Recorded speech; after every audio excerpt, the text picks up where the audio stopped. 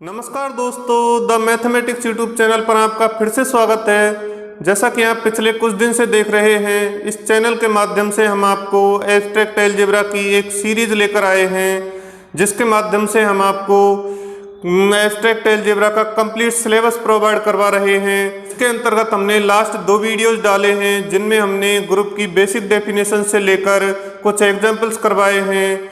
इस वीडियो में हम उन्हीं एग्जाम्पलों से आगे कुछ और एग्जाम्पल करवाने वाले हैं, जो कि बहुत ही इंपॉर्टेंट एग्जाम्पल्स हैं। लास्ट 2 वीडियोस में आपको जो भी करवाया गया है वो अच्छे से समझ में आया होगा, आशा करते हैं। अगर कोई प्रॉब्लम हो तो आप उसको कभी भी डिस्कस कर सकते हैं। एब्स्ट्रैक्ट अलजेब्रा की ये सीरीज खासकर उन स्टूडेंट्स के लिए जिनके सिलेबस में एब्स्ट्रैक्ट अलजेब्रा का पार्ट है, उनके लिए तो बहुत ही ज़्यादा इम्पोर्टेंट है, क्योंकि हम यहाँ पे जो भी सिलेबस करवा रहे हैं वो खासकर राजस्थान यूनिवर्सिटी, मत्स्य यूनिवर्सिटी और ब्रज यूनिवर्सिटी के बीएससी 3rd ईयर के सिलेबस के अनुसार प्रोवाइड करवा रहे हैं। साथ में कुछ इम्पोर्टेंट रिजल्ट्स जो मैथ्स से रिलेटेड हायर लेवल एग्जाम होते हैं उनमें काम आती हैं, उनको भी साथ साथ हम इसमें प्रोवाइड करवा रहे हैं। ये वीडियो भी आपके लिए बहुत ही इम्पोर्टेंट होने वाला है।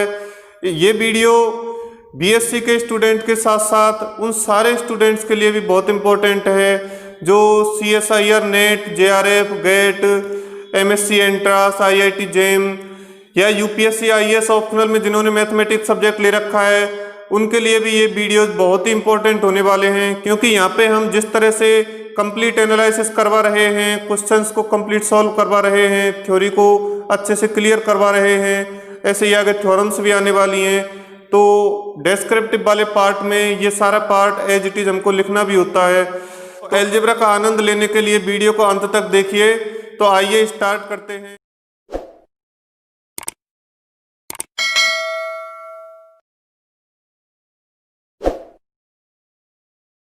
लास्ट 2 वीडियोस में हमने ग्रुप की कुछ बेसिक डेफिनेशंस और कुछ एग्जांपल्स किए थे। एग्जांपलों में हमने एग्जांपल फर्स्ट और एग्जांपल फोर्थ किया था। एग्जांपल फर्स्ट जो कि क्यूब रूट्स ऑफ यूनिटी यानी इकाई के घनमूल गुणन संक्रिया के अंतर्गत ग्रुप बनाते हैं, उसको हमने कम्प्लीटली डिस्क्राइब किया था। उसके साथ साथ हमने कुछ मैट्रिसेस का ग्रुप था, उसको भी मैट्रिक्स गुणन के लिए ग्रुप सिद्ध किया था। एक एग्जाम्पल जो कि एग्जाम्पल थर्ड है, एग्जाम्पल थर्ड हमने एग्जाम्पल फर्स्ट की तरह होने की वजह से छुड़वा दिया था, लेकिन कुछ स्टूडेंट्स की उसमें प्रॉब्लम आई है। तो पहले हम एग्जाम्पल थर्ड को देख लेते हैं। तो क्या है वो एग्जाम्पल थर्ड, देखिए। इसमें हमें एक ग्रुप दे रखा है जिसके अंतर्गत 0, 1, 2, 3, 4 केवल 5 अवयव हैं, और हमसे पूछ रहा है कि अगर स्टार हम +5, इसको बोलते हैं एडिशन मॉड्यूलो 5, तो ये संक्रिया लेकर इस सेट को हमें ग्रुप सिद्ध करना है। ये हमारा एग्जाम्पल थर्ड है। तो आइए कैसे करते हैं। हमने बोला कि एग्जाम्पल फर्स्ट की तरह ही है, तो सबसे पहले हम अब देखना यहाँ पे ये सेट परिमित है, तो सबसे पहले संक्रिय सारणी के लिए सोचना चाहिए। तो एक कंप्लीट किस तरह से सॉल्व करते हैं, देखिए। दिया है समुच्चय G बराबर 0, 1, 2, 3, 4, सिद्ध करना है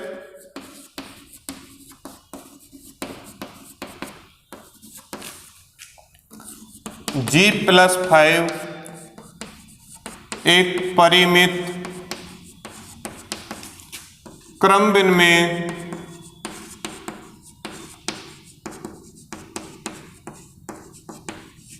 ग्रुप है जिसका ग्रुपांक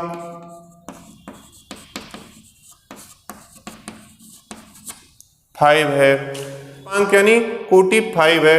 हम डायरेक्ट भी देख सकते हैं कि इसमें 5 अवयव हैं, और हमने बताया था कि किसी ग्रुप की कोटि क्या होती है।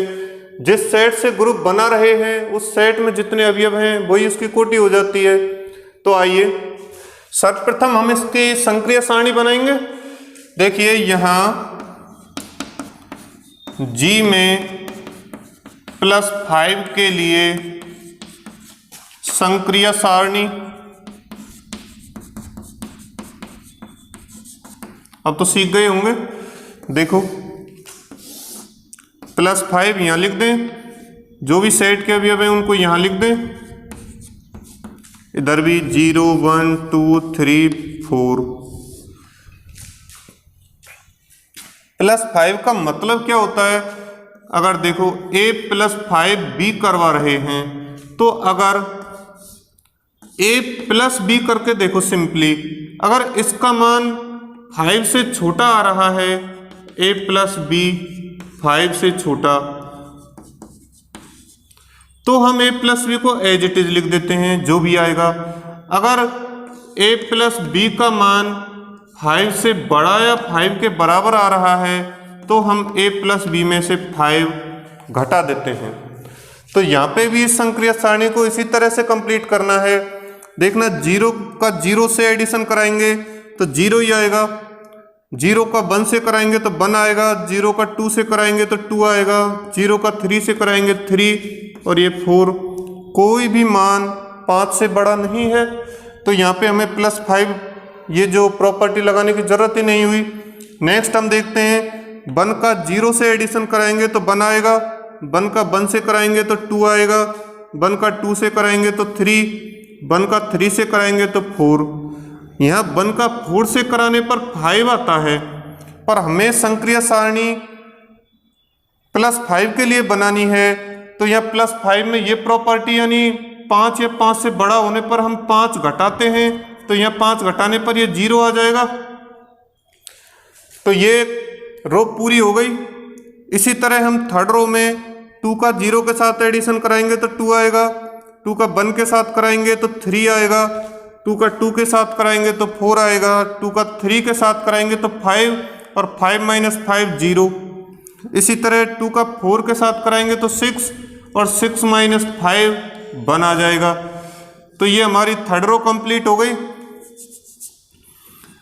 नेक्स्ट 3 का 0 से एडिशन कराएंगे तो 3 आएगा योग, 3 का 1 से योग करवाएंगे तो 4 आ जाएगा, 3 का 2 से करवाएंगे तो 5 आएगा और नीचे वाले प्रॉपर्टी के साथ 0 हो जाएगा, 5 माइनस 5 0। 3 का अगर 3 के साथ करवाएंगे तो 6 आएगा और 6 माइनस 5 1 हो जाएगा, 3 का 4 के साथ 7 आएगा, 7 माइनस 5 ये 2 रह जाएगा। नेक्स्ट 4 का 0 के साथ 4 आ जाएगा, 4 का 1 के साथ 0 हो जाएगा, 4 प्लस 1 5, 5 माइनस 5 0, 4 का 2 के साथ 6, 6 माइनस 5 1, 4 का 3 के साथ 7, 7 माइनस 5 2 और 7 ये 4 का 4 के साथ 8 हो जाएगा, 8 माइनस 5 3 हो जाएगा। तो इस तरह हमारी ये संक्रिया सारणी कंप्लीट हो गई है। तो थोड़ी सी प्रॉब्लम इसी में हो सकती है, वरना ये एग्जाम्पल इतना कठिन है नहीं। देखो संक्रिया सारणी कंप्लीट बन चुकी है।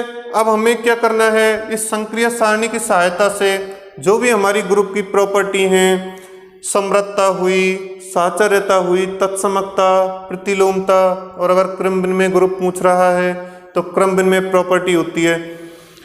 तो पांचों की पांचों प्रॉपर्टी हमें यहाँ देखनी है इसी के जरिए। तो आइए देखते हैं इनको।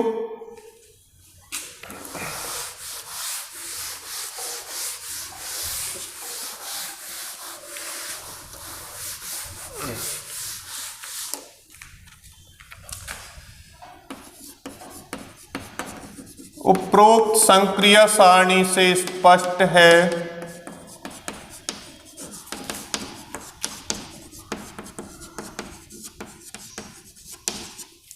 कि नंबर 1 समृद्धता क्लोजर प्रॉपर्टी, चूंकि यहां संक्रिया सारणी का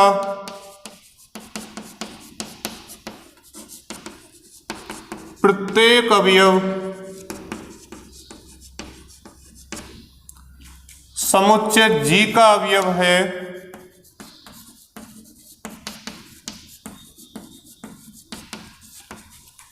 अतः G संक्रिया +5 के लिए समृद्ध है।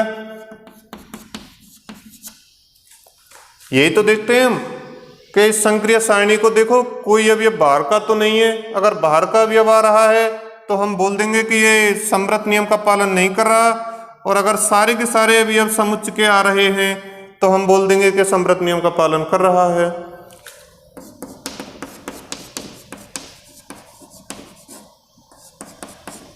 देखो, इसके लिए हमें 3 अवयवों की आवश्यकता होती है, तो कोई भी ले लिए, जनरल ABCG में से ले लिए। हमें दिखाना क्या है कि A+5 करवाएं B के साथ और फिर +5 करवाएं C के साथ, तो ये बराबर आना चाहिए A+5 और B+5C। यहाँ पे हमने जो प्रॉपर्टी +5 के लिए लगा रखी है वो ये है, ये होती ही है जनरली। अगर मॉड्यूलो कहीं भी दे रखा है, अगर जनरली हम +5 की जगह +n लिख देते हैं तो इसको बोलते हैं एडिशन मॉड्यूलो n। तो यहाँ पे 5 की जगह n हो जाएगा, और ये हमारा जनरली हो जाएगा कि अगर एडिशन n से छोटा आ रहा है तो एज इट इज योग को लिख देंगे। अगर वो योग का मान n से बड़ा या बराबर आ रहा है तो उतनी ही बार हम n घटाते जाएंगे, या बोले तो भाग देते जाएंगे, और जो शेष फल होगा उसको हम लिखते जाएंगे। तो बार बार घटाना या भाग देने पर शेष फल वो एक ही बात है। तो यहाँ पे देखना हम किस तरह लिखते हैं इसको।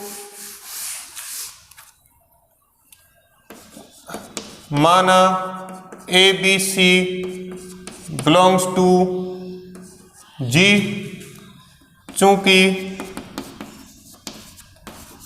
A+5 B+5C, देखो किस तरह से लिखते हैं इसको, तथा A+5 B+5C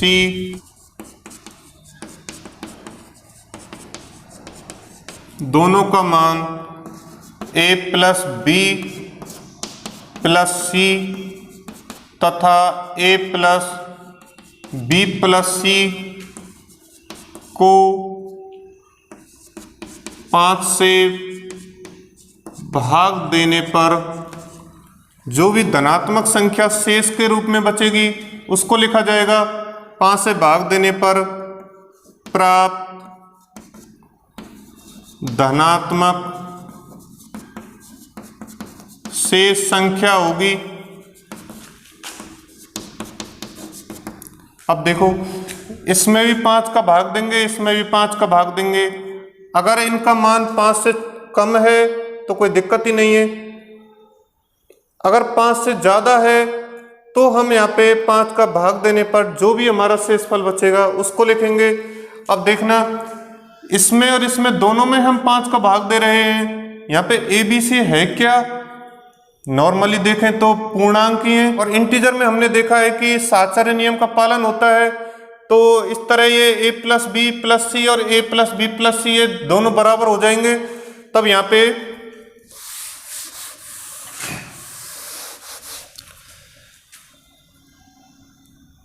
पुनः ABC तीनों पूर्णांक हैं, अर्थात A+B+C बराबर A+B+C for all ABC belongs to Z पूर्णांक के लिए। अतः यहाँ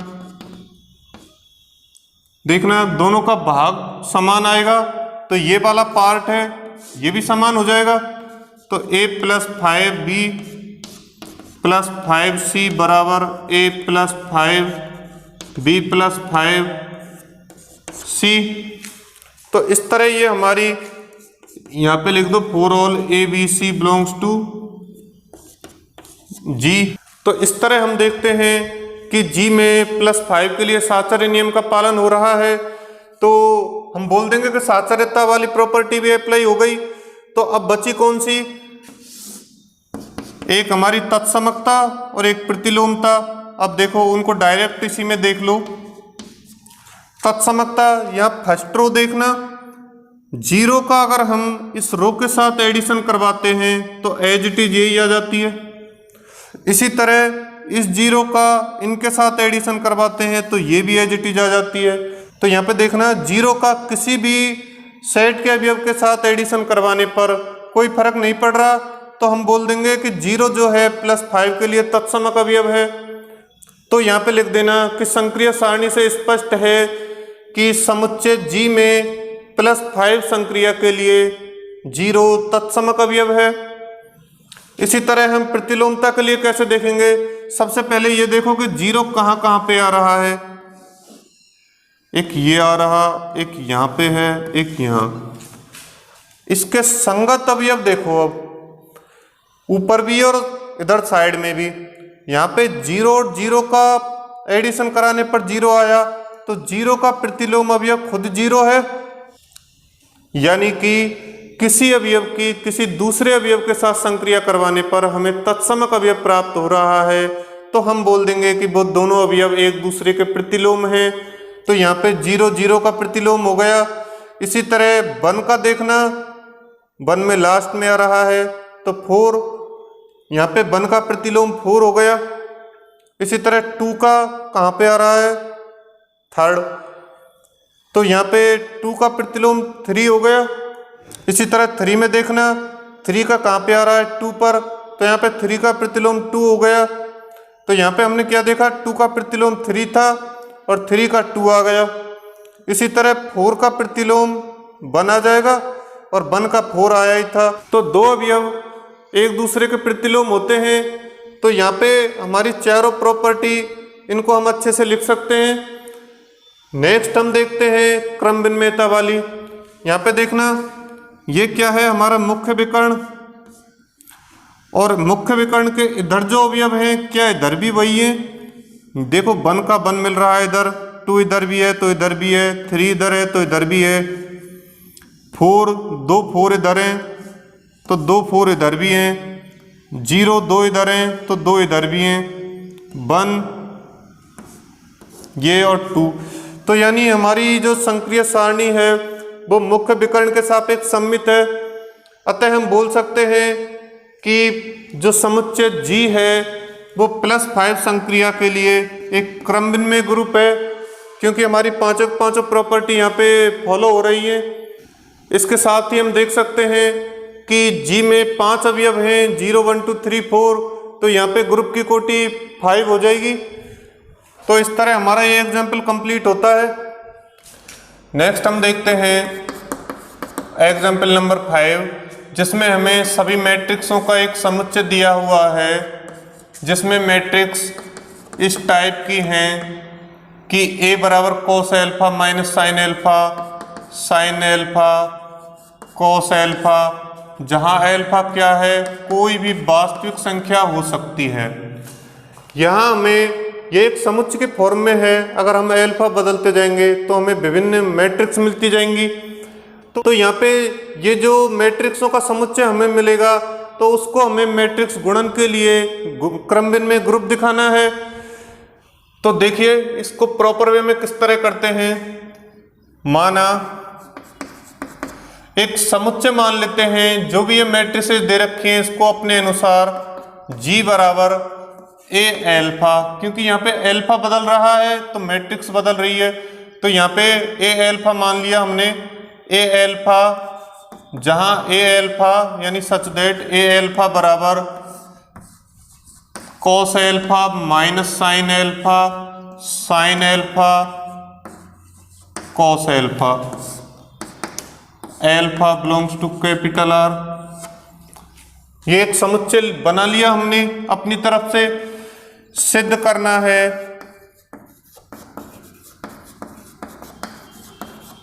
समुच्चय G मैट्रिक्स गुणन संक्रिया के लिए,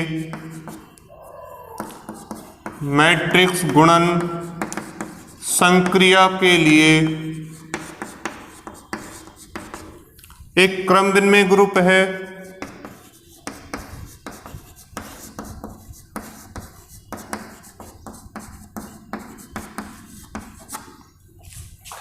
तो आइए यहाँ पे देखना, अल्फा का मान वास्तविक संख्याओं के अनुसार बदल रहा है और हमारी वास्तविक संख्याएं अनंत होती हैं। तो ये समुच्चय परिमित नहीं है।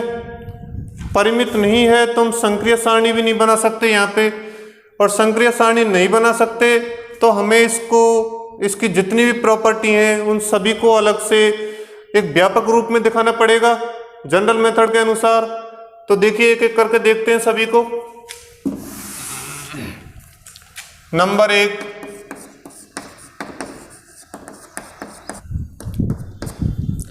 देखिए समरूपता के लिए हमें सेट में से कोई भी 2 अवयव लेने पड़ेंगे। तो यहाँ पे मैट्रिक्स हैं, तो देखना माना ए एल्फा बराबर cos alpha minus sine alpha और साइन एल्फा कॉस एल्फा, ये एक हो गया बिलोंग्स टू जी। तथा ए बीटा ले लो एक, cos beta minus sign beta sine beta cos beta, यानी जो वेरिएबल की फॉर्म में है उसको चेंज करे जाओ, हमारी मैट्रिक्स बदलती जाएगी। ये भी जी में से, तो 2 अवयव हमने जी में से ले लिए। अब हमें दिखाना है कि इन 2 अवयवों का संक्रिय क्या है, मैट्रिक्स गुणन। तो इन दोनों मैट्रिक्सों का गुणन कराने पर जो तीसरी मैट्रिक्स आएगी वो भी हमारी जी के अंदर आनी चाहिए, यानी द्विचर संक्रिया का पालन होना चाहिए। तो देखो तब A alpha dot A beta क्या आ जाएगा, cos alpha minus sine alpha cos alpha cos beta sine beta cos beta. Multiplication करवाओ इन 2 का इन 2 से, cos alpha cos beta plus minus sine alpha sign beta, तो ये प्लस यहाँ से माइनस हो जाएगा क्योंकि माइनस आ रहा है, तो साइन एल्फा साइन बीटा। इस रो का इस कॉलम के साथ कोस एल्फा साइन बीटा और minus sine alpha cos beta, तो देखना minus cos alpha sign beta minus sine alpha cos beta. इस नीचे वाली रो का इन दोनों कॉलम्स के साथ साइन एल्फा कोस बीटा,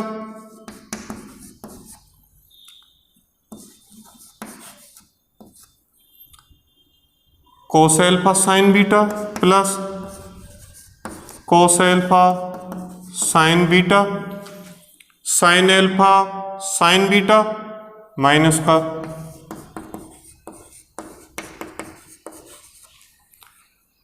और कोस एल्फा कोस बीटा प्लस का।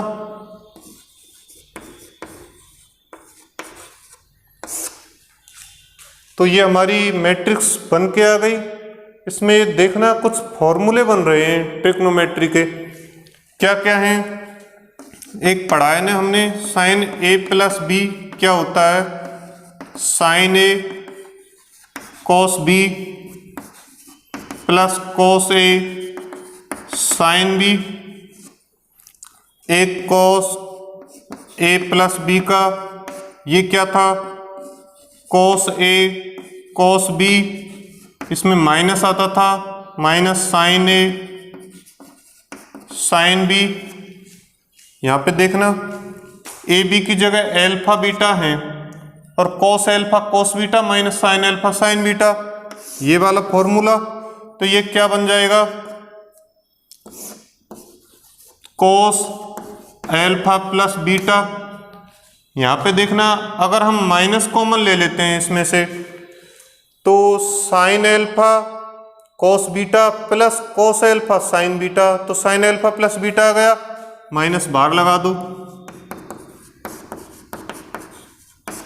ऐसे इसमें तो माइनस है ही नहीं, तो direct sine alpha plus beta और ये कॉस एल्फा कॉस बीटा को पहले लिख दो माइनस, ये पूरा वाला फॉर्मूला बन गया।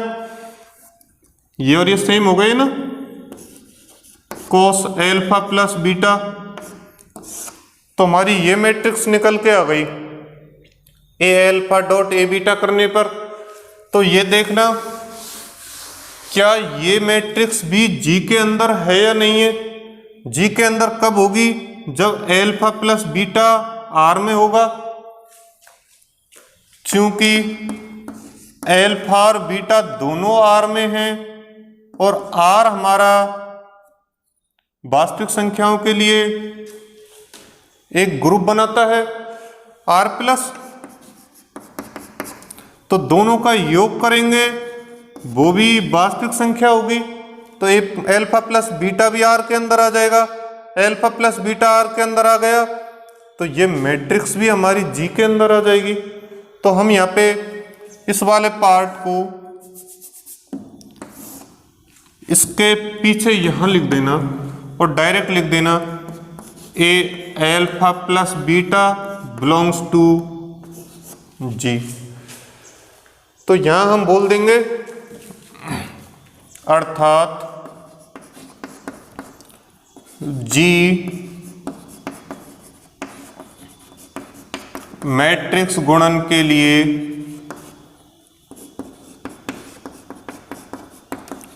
समृत है। एक प्रॉपर्टी, इसकी प्रॉपर्टी थोड़ी बड़ी बड़ी है, कैलकुलेटिव है, हमें करके दिखानी पड़ेंगी तभी जाके होगा ये समृत हो गया। नेक्स्ट हम देखते हैं साचर्यता वाली।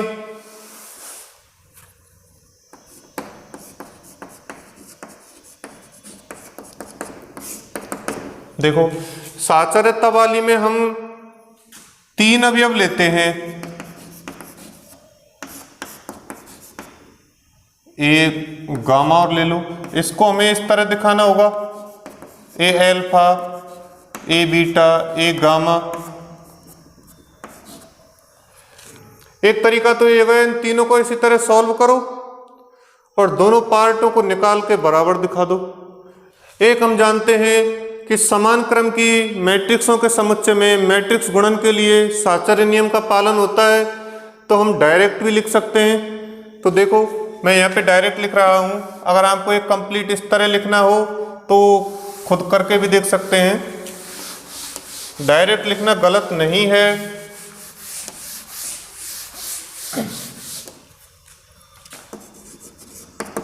क्योंकि समान क्रम की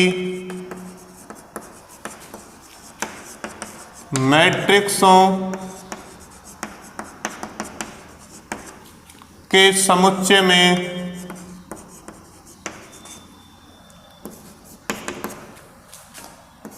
मैट्रिक्स गुणन के लिए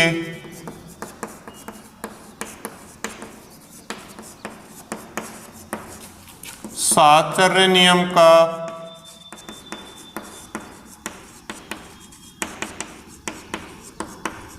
पालन होता है। अतः यहाँ जी में भी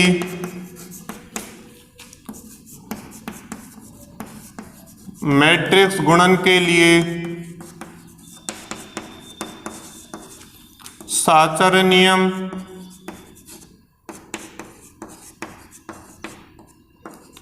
का पालन होगा।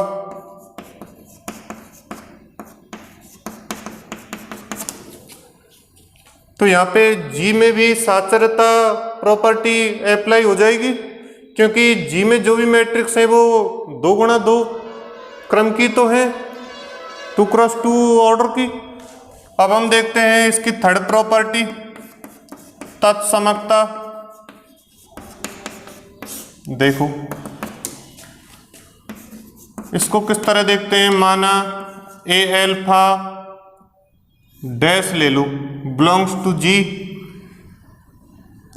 तो यहाँ पे ए अल्फा डैश क्या हो जाएगा, cos alpha dash minus sine alpha dash, sine alpha dash cos alpha dash. तब तत्समक अवयव के लिए इस ए अल्फा डैश को समुच्चय जी की प्रत्येक मैट्रिक्स के साथ मैट्रिक्स गुणन कराने पर अगर कोई भी फर्क ना पड़े, यानी ए अल्फा जनरल, ए अल्फा डैश हमने लिया है अपनी तरफ से, तो ये ए अल्फा ही आ जाना चाहिए, कोई फर्क नहीं पड़ेगा तो तभी तो तत्समक बोलेंगे हम इसको। For all A alpha belongs to G, प्रत्येक अवयव के लिए, यानी ए अल्फा की जगह कोई भी अवयव लें, उसका ए अल्फा डैश के साथ मैट्रिक्स गुणन करवाएं तो एज इट इज वही आ जाना चाहिए, तभी तो हम बोलेंगे कि ए अल्फा डैश हमारा तत्समक अवयव होगा। हम अपनी तरफ से लेके चले हैं, कुछ ए अल्फा डैश की वैल्यू आएगी, तब हमें एक नई मैट्रिक्स मिलेगी, उसको हम तत्समक मैट्रिक्स बोल देंगे। देखो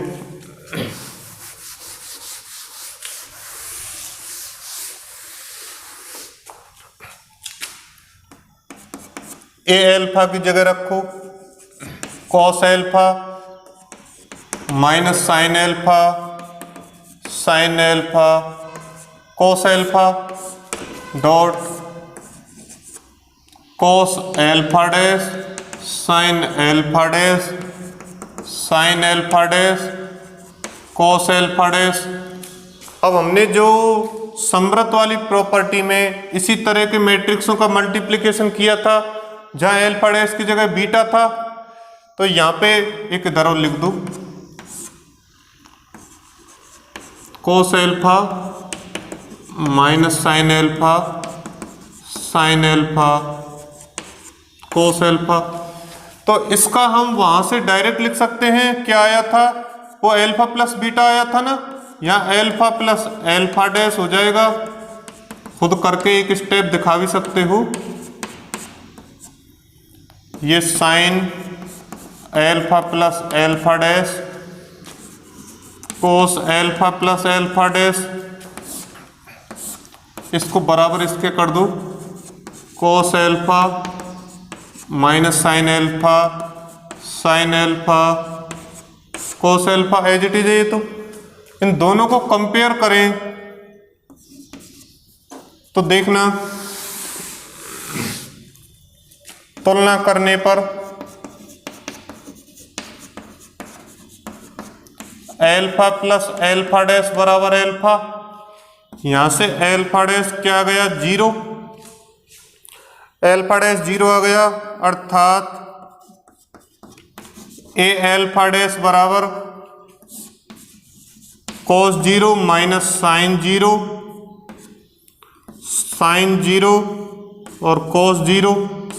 तो ये क्या बन गया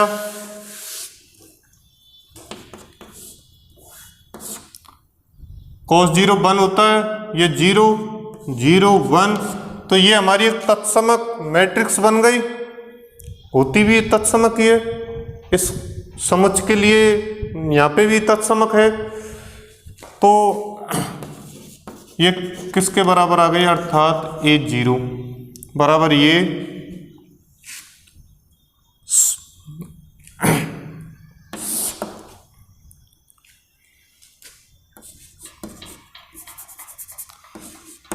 जी में मैट्रिक्स गुणन के लिए तत्समक अवयव है, इसी के साथ लिखना है ये भी। तो ये हमारी तत्समकता वाली प्रॉपर्टी निकल के आ गई, यहाँ पे तत्समक अवयव निकल के आ गया। अब हमारी फोर्थ कौन सी है, प्रतिलोमता वाली।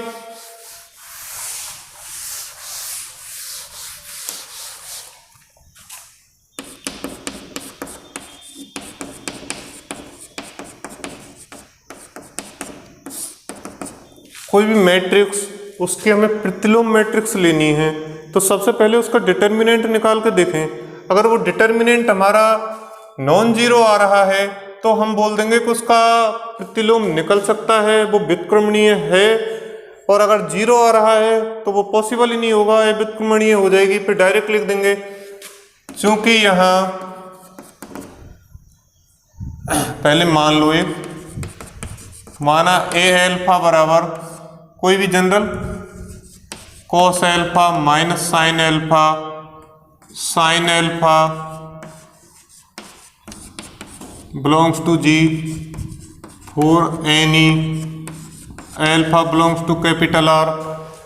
तब यहाँ हम देखें इसका डिटर्मिनेंट ए एल्फा का मोड बराबर क्या आएगा, cos alpha minus sine alpha, sine alpha cos alpha, देखना cos square alpha minus plus हो जाएगा साइन स्क्वायर एल्फा बराबर 1 नॉट इक्वल टू 0।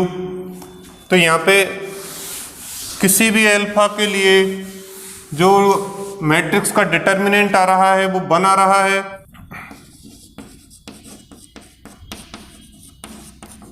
किसी भी एल्फा बिलोंग्स टू आर के लिए ए एल्फा व्युत्क्रमणीय है,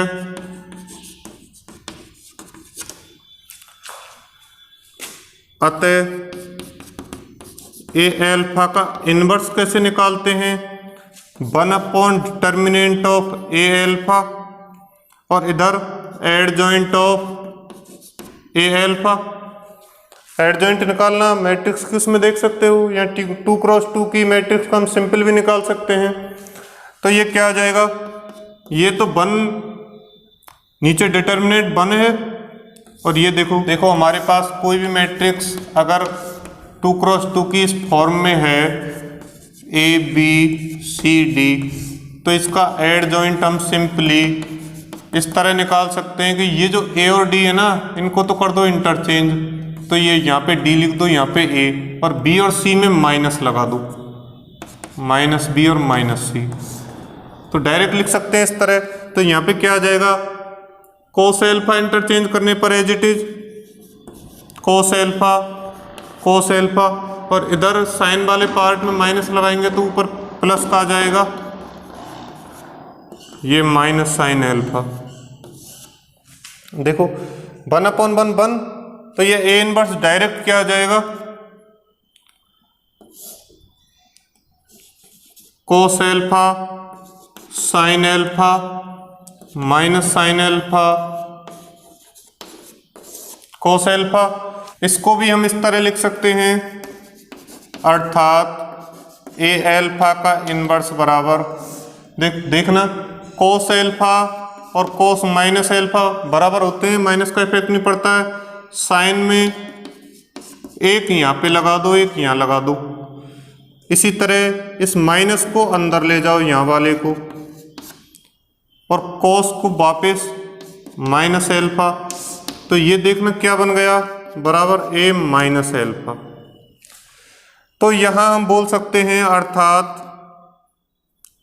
या अतः ए एल्फा बिलोंग्स टू जी के लिए प्रतिलोम अवयव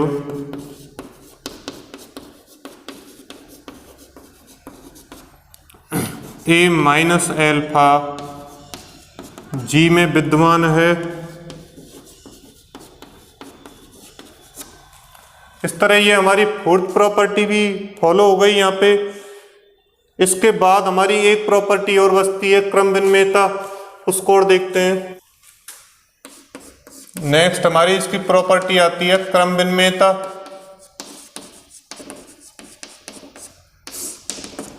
देखो दो भी अवयव कोई भी, माना A alpha comma A beta belongs to G, चूंकि बिलोंग्स टू जी, तब A alpha dot A beta हम पहले ही करवा चुके हैं, ए एल्फा प्लस बीटा आता है, कहाँ से लिखा, समवर्त नियम से। खुद डायरेक्ट लिखने की बजाय इसको कंप्लीट लिख भी सकते हो। तो यहाँ पे एल्फा प्लस बीटा वास्तविक संख्याएं हैं, तो देखना चूंकि alpha beta belongs to capital R, तो यहाँ पे एल्फा प्लस बीटा और बीटा प्लस एल्फा बराबर होगा। तो यहाँ पे देखना ए बीटा प्लस एल्फा, और जब ए एल्फा डॉट ए बीटा को हम ए एल्फा प्लस बीटा लिख सकते हैं, तो इसको ए बीटा डॉट ए एल्फा। इसको कम्प्लीटली मैट्रिक्स लेकर सॉल्व करने पर ये सिंपली निकाला जा सकता है, क्योंकि इसमें कोई ऐसी बड़ी चीज़ नहीं है। हम जो मैट्रिक्स गुणन हम कई बार कर चुके हैं इसमें भी। तो यहाँ पे देख सकते हैं हम कि मैट्रिक्स गुणन जी में क्रम विनिमय नियम का पालन कर रहा है। अतः उपरोक्त सभी नियमों से स्पष्ट है कि समुच्चय जी मैट्रिक्स गुणन के लिए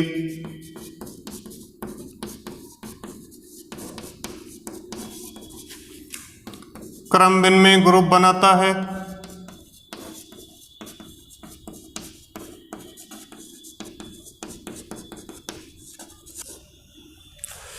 तो इस तरह ये एग्जाम्पल भी हमारा कंप्लीट हो चुका है। इस एग्जाम्पल में किसी भी पार्ट में कुछ भी आपको समझ में नहीं आया हो, कहीं पे भी कोई प्रॉब्लम हो, तो आप हमें कमेंट में लिख सकते हैं, टेलीग्राम FB पेज पर मैसेज कर सकते हैं। तो इस तरह इन सारे एग्जाम्पलों को खुद करने की भी कोशिश कीजिए, जिससे हम खुद करेंगे तो और अच्छे से समझ आएगा।